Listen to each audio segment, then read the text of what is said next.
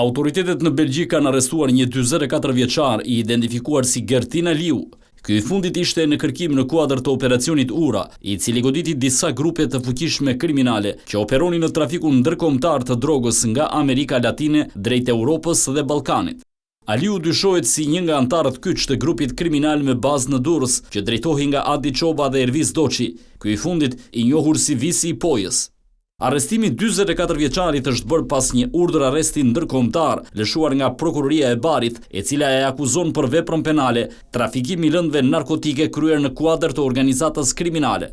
Ndërkohë, pritet ekstradimi i tij drejt Italisë. Në dosjen hetimore të operacionit Ura, emri i Gertin Aliut del si ndërmjetës mes grupit shqiptar dhe atij italian, duke luajtur rol kyç në rrjetin e trafikut të drogës mes dy vendeve.